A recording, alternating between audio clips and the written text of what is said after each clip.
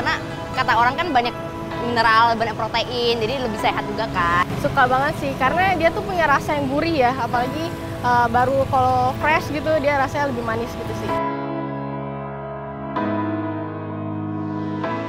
Kalau memungkinkan sih seminggu sekali ya. Maksudnya kalau ketemu udang yang enak. Saya sih paling seminggu 3 kali sih, Kak. Hampir sering, seminggu tuh kadang bisa sekali, sebulan tuh bisa 3 kali atau 4 kali. Biasa sih makannya tauco udang. Saya sukanya sambal udang. Karena dimasakin sama mama saya, digoreng sih. Udang ditepungin sama saus padang, udah itu doang. Kadang bisa tempura atau enggak juga jadi sashimi aja, itu enak banget sih. Tak mengherankan memang jika udang jadi salah satu primadona hidangan laut. Tentu banyak yang setuju bahwa udang punya cita rasa pembangkit selera. Tapi tahukah Anda, bukan hanya rasa, tapi kandungan nutrisi di dalamnya pun tidak main-main. Ya, udang merupakan makanan sumber protein. Ini menjadi sebuah fakta yang telah sohor. Namun, apakah itu saja? Tentu tidak. Udang juga mengandung zat besi, zinc, selenium, antioksidan, dan lemak baik omega-3. Zat gizi ini bermanfaat untuk mendukung tumbuh kembang anak, mencegah anemia, juga meningkatkan kesehatan jantung dan kelenjar tiroid. Nah, kalau seandainya dia dijadikan bagian dari sumber protein, mungkin bisa dikonsumsi beberapa kali seminggu bagian dari protein seseorang gitu. Jadi seseorang akan mendapatkan protein juga mendapatkan omega 3. Nah, sekarang kita melihat tren anak-anak untuk konsumsi ikan kan jauh berkurang ya. Nah, mungkin dengan kehadiran udang yang cenderung rasanya lebih mudah diterima, itu bisa menggantikan bisa mensubstitusi atau menguatkan peran ikan, kandungan omega 3 pada ikan yang terdapat juga pada udang tersebut. Popularitas udang di tengah masyarakat itu baru secuplik contoh tingginya kebutuhan terhadap hasil kelautan yang satu ini. Mari kita tarik lebih jauh ke kebutuhan dunia. Dan ternyata permintaan pasar udang secara global menempati peringkat kedua setelah salmon. Peluang pasar itu akan sayang sekali jika tak dibidik serius oleh Indonesia yang notabene punya potensi maritim melimpah. Menurut Kementerian Kelautan dan Perikanan (KKP), Indonesia memasok sekitar 6,9% pasar udang dunia. 6,9% bisa jadi memang belum signifikan. Namun, bagi Indonesia sendiri, angka ini menjadikan udang sebagai komoditas ekspor hasil laut unggulan nomor 1. Dengan negara tujuan utama Amerika Serikat, Jepang, dan Cina. Dalam kurun waktu 3 tahun, pada 2020 hingga 2022, tercatat volume ekspor udang berfluktuasi dengan rata di angka sekitar 244.000 ton. Nilainya mencapai rata-rata 2,1 miliar dolar Amerika Serikat atau sekitar 31,8 triliun rupiah. Dibandingkan dengan jumlah udang yang bisa diekspor, produksi udang di dalam negeri jauh lebih besar. Untuk tahun 2022 misalnya, angka produksi udang tercatat 1,1 juta ton. Percaya diri dengan potensi bahari yang dimiliki, pemerintah Indonesia memasang target produksi udang yang jauh lebih besar pada tahun 2024 mendatang, yakni sebanyak 2 juta ton. Proyek revitalisasi dan percontohan lewat tambak budidaya udang modern merupakan langkah awal yang dilakukan.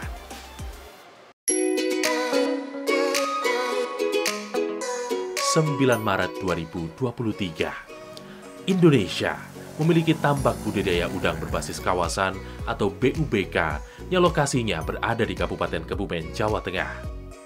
Tidak tanggung-tanggung, BUBK di pesisir pantai selatan ini terhampar di atas lahan seluas 100 hektar. APBN yang dikucurkan untuk biaya pembangunan sebesar 175 miliar rupiah. Presiden Joko Widodo memproyeksikan investasi pada sektor kelautan ini akan menghasilkan lebih dari 40 ton udang per 1 hektarnya. Dan dengan mengucap Bismillahirrahmanirrahim, pada siang hari ini saya resmikan tambak budidaya udang berbasis kawasan di Kabupaten Kebumen, Provinsi Jawa Tengah. Ini akan menjadi sebuah contoh yang nanti bisa dikopi untuk provinsi yang lain, kabupaten yang lain, sehingga manajemen modern yang kita lihat sekarang ini bisa nantinya dikopi untuk diterapkan di daerah lain. Kita harapkan ini menjadi sebuah contoh yang baik bagi budidaya udang faname yang memerlukan kebersihan air, yang memerlukan betul-betul manajemen yang detail. Upaya tersebut dinilai baik dan patut mendapatkan dukungan. Setidaknya, itulah yang disampaikan oleh Yon Fitner, pengamat perikanan dari Institut Pertanian Bogor IPB. BUBK di Kabupaten Kebumen menurut Yon Fitner hadir dengan sejumlah perbaikan dari model tambak udang yang sebelumnya pernah digarap pemerintah. Penggunaan teknologi yang lebih maju bisa jadi salah satu aspek pendukung untuk memastikan keberlanjutan proyek budidaya udang. Nah, satu kata kunci, keberlanjutan. Meski masih ada di tahap awal, sederet catatan layak mendapatkan perhatian. Demi menciptakan ekosistem industri udang yang baik, setidaknya perlu dilakukan 4 hal, yakni penjagaan kualitas benih, pemeliharaan lingkungan, ketersediaan pakan, serta kepastian pasar. Biasanya, hal yang muncul sebagai kelemahan dalam menjaga keberlangsungan budidaya udang, apalagi dalam skala besar, adalah abai terkait isu lingkungan dan juga mempertahankan tingkat produksi yang stabil. Mengisi dengan mengendalikan pasar dunia itu hal yang berbeda. Nah, saya kira ketika kita ingin melakukan pendekatan revitalisasi untuk mengambil momentum sebagai salah satu negara penghasil udang, kita juga harus menguasai pasar, mengendalikan pasar. Ini yang penting saya kira. Sehingga apa yang kita lakukan sekarang jangan mundur lagi seharusnya. Terus maju, ya kita produksi, kita bangun lahannya, kemudian kita bangun pasarnya dan kuasai pasarnya. Itu saya kira akan bisa membuat sustainability jangka panjang. Kalau dulu mungkin itu tidak terbangun, sehingga tidak sustain. Melalui BUBK Kebumen, pemerintah Indonesia berupaya menyasar tantangan-tantangan itu. Shrimp Estate pertama di Indonesia tak cuma sebagai mesin penggerak produksi udang tanah air, tapi lebih dari itu, juga diproyeksikan sebagai model untuk BUBK lain di masa mendatang.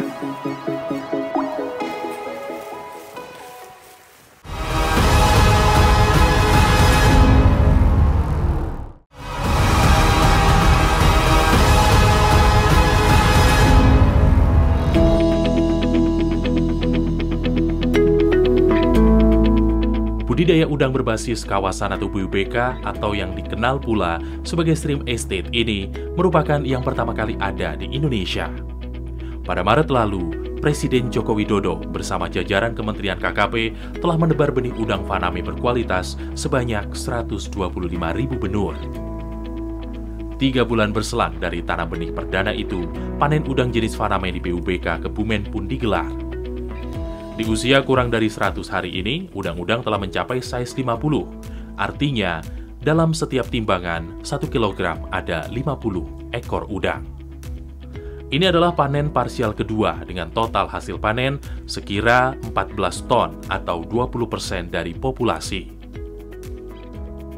Pengurangan populasi udang lewat panen parsial adalah salah satu cara untuk mendorong pertumbuhan udang sisanya hingga mencapai ukuran yang lebih besar lagi.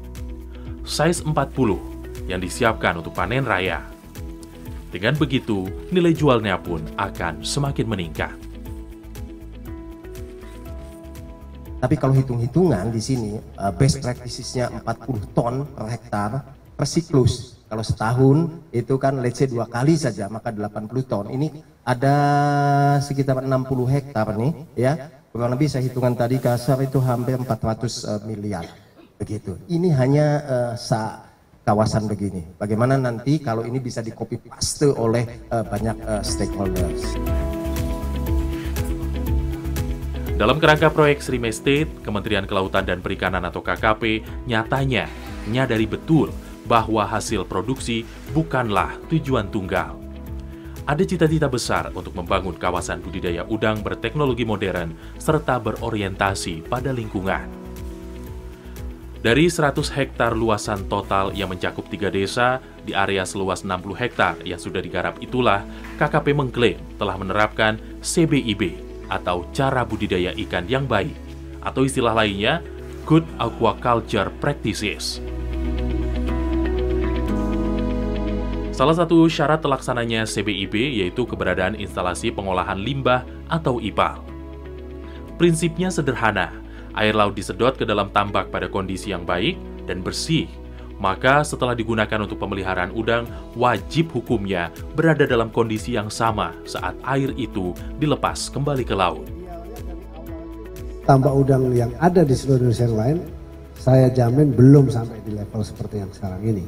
Nah ini terus disempurnakan. Intake-nya misalnya tadi masih sementara, nanti akan dibangun yang permanen oleh Pak Tulus dari Adikarya dan seterusnya. Lalu kemudian air yang masuk ke dalam kolam budidaya ke depan yang sekarang bersih sekali. Jadi kalau Anda lihat di situ ada yang tempat penampungan yang sangat bersih, bawahnya juga kelihatan.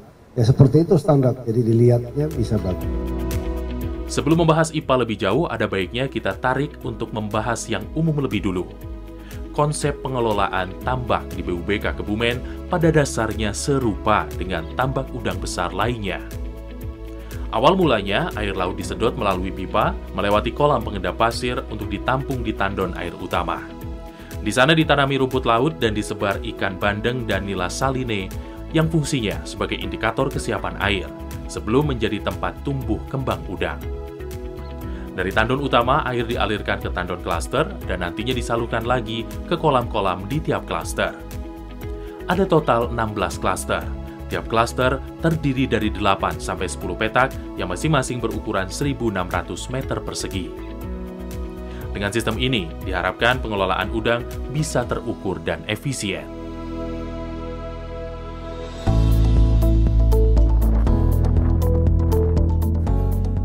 Di tahap pemeliharaan, pemberian pakan merupakan aspek krusial. BUBK Kebumen memiliki gudang pakan yang menjadi tempat para pekerja meracik santapan untuk para udang. Pelet pabrikan dicampur dengan bawang putih giling dan zat-zat lain. Pekerja kemudian menakar jumlah pakan yang akan diberikan dengan mengikuti hitungan indeks pakan. Karena itulah, besaran pakan tiap kolam bersifat tentatif, menyesuaikan kebutuhan masing-masing. Penebaran pakan diprogram 5 kali dalam sehari, yaitu pukul 7 pagi, 11 siang, 3 sore, 7 malam, dan 11 malam.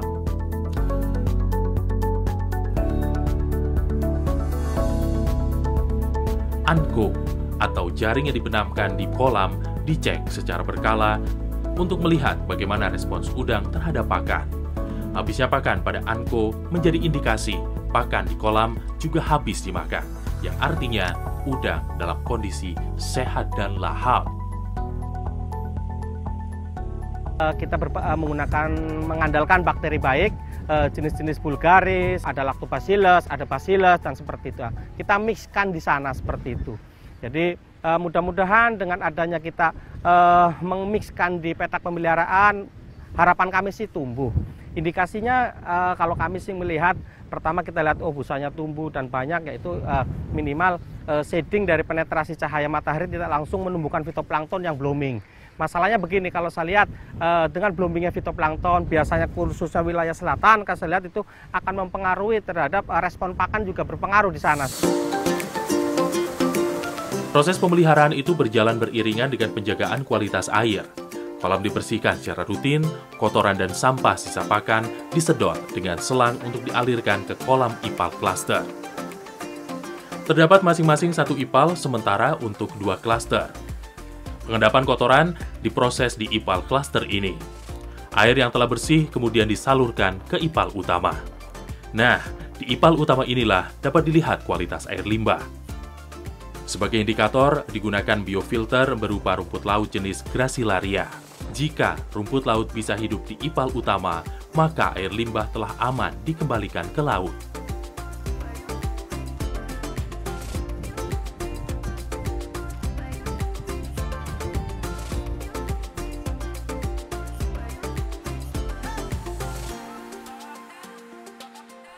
Sekali lagi, serangkaian proses dan teknologi budidaya udang di BUBK Kebumen, meskipun baru awalan, sudah selayaknya membawa angin segar. Target produksi 2 juta ton terus dikejar, menciptakan industri udang dalam negeri berkelanjutan juga jadi tujuan. Proyek sebesar Stream Estate tak bisa dihindari jadi magnet peluang kerja bagi masyarakat setempat. Posisi pekerja di tambak hingga peneliti di laboratorium diisi oleh talenta-talenta lokal Kebumen, khususnya anak-anak muda.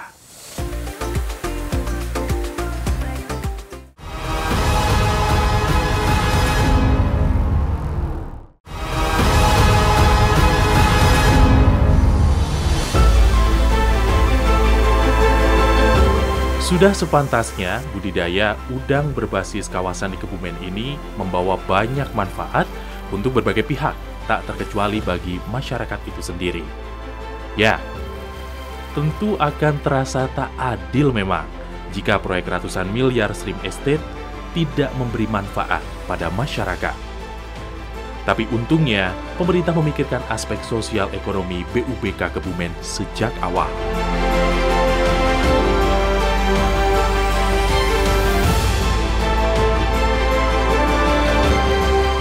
Sebelum BUBK beroperasi, pengelola BUBK di bawah KKP telah menjalin kerjasama dengan pemerintah daerah melalui Dinas Lingkungan Hidup dan Perikanan Kabupaten Kebumen. Dinas kemudian juga bekerja sama dengan 3 desa yang terdampak pembangunan kawasan tambak. Jalan kerjasama yang diambil salah satunya yakni perekrutan tenaga kerja dari masyarakat lokal. Saat ini terdapat 159 pekerja di BUBK Kebumen, dan dari jumlah itu, sebanyak 80-90% merupakan warga setempat.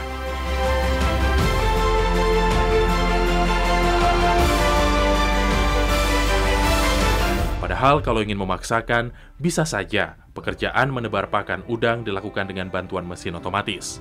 Nyatanya, opsi itu tidak dipilih. Contoh kalau saat ini di feeder ini kita punya 1 kolam, itu 2 kolam dipelihara atau dijaga oleh 1 orang tenaga kerja. Nah, kalau kita menggunakan automatic feeder ini bisa jadi 4 kolam mungkin 1 orang gitu, sehingga jumlah tenaga kerja yang terserap menjadi lebih sedikit. Itu salah satunya menggunakan automatic feeder. Kemudian yang kedua, ketika panen. Nah, ketika panen kita memilih untuk mengambil tenaga kerja yang mengangkut hasil panennya itu ke tempat bangsal panen, daripada kita menggunakan alat yang kalau kita taruh dia tinggal jalan sendiri, mungkin seperti conveyor lah kalau di bandara-bandara ya, itu tinggal ditaruh di jalan sendiri. Itu mungkin salah satu teknologi, beberapa teknologi yang kita lebih baik kita singkirkan dulu untuk menyerap bagaimana tenaga kerja ini bisa lebih banyak. Itu sih. Penyerapan tenaga kerja terlihat sebagai dampak paling nyata dari pembangunan proyek BUBK, terlebih di tengah fakta bahwa Kebumen menjadi kabupaten dengan angka kemiskinan tertinggi di Jawa Tengah. BUBK juga menjadi lokasi kajian studi bagi institusi dan pemerintah daerah lain. Secara tidak langsung membuka kesempatan ekonomi lebih besar bagi usaha penginapan, restoran, warung, dan UMKM. Inilah efek bola salju atau multiplier effect yang ditimbulkan. Belum lagi perputaran uang dari dalam BUBK itu sendiri. Pemerintah Kabupaten Kebumen mencatat pertumbuhan ekonomi setelah adanya BUBK meningkat di angka 5,79%. Terpaut jauh dari sebelum operasional BUBK, yakni hanya di angka 3,9%. Yang jelas, kalau kita berhitung secara keekonomian untuk gaji karyawan kita di BUBK ini per bulan itu sekitar 300 juta. Kita anggap 300 juta itu berputar ekonomi di Kebumen ini. Mungkin kalau 300 kali 12 bulan ya bisa 3 miliar lebih lah untuk yang berputar di Kebumen secara keekonomian. Nah, yang selanjutnya kita sedang komunikasi dengan Pemda Kabupaten Kebumen untuk bagaimana dari Pemda ini juga ada mendapatkan PAD.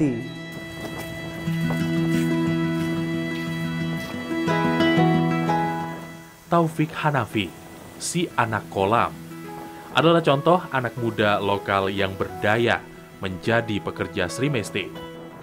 Istilah anak kolam tersemat sesuai tanggung jawab yang dilakukan sehari-hari sebagai feeder. Ia memberi pakan pada udang-udang, membersihkan kolam, mengganti air, dan lain sebagainya. Afi begitu ia biasa dipanggil. Bekerja di BUBK berkat rekrutmen yang dibuka di desanya. Pemuda 21 tahun yang sebelumnya mengurus ternak itu tertarik menjadi pekerja tambak dengan alasan lokasinya yang dekat dengan rumah. Saya terutama dan juga warga sekitar sini sangat mendukung adanya BUBK ini, Mbak. Karena satu, bisa menyerap lapangan pekerjaan. Kedua, juga kayak dekat dengan rumah untuk kerjanya sendiri. Dan tiga, ya kita bisa mencari ilmu sebanyak-banyaknya di tentang pemeliharaan udang, Mbak, di BUBK ini.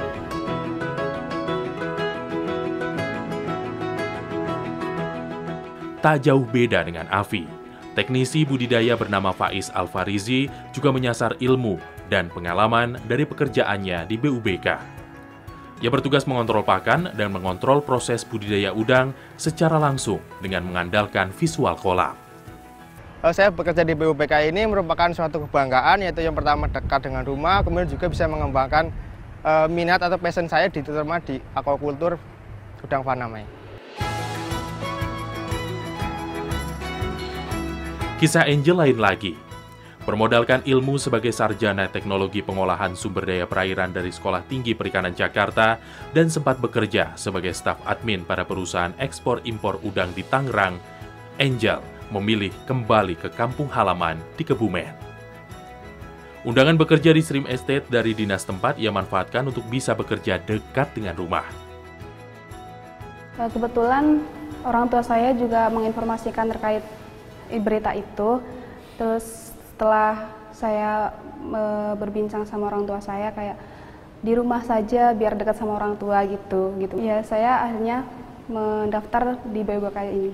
Kita melakukan pengujian kualitas air mulai dari klaster 1 sampai klaster 8 yang diuji untuk menghasilkan data harian.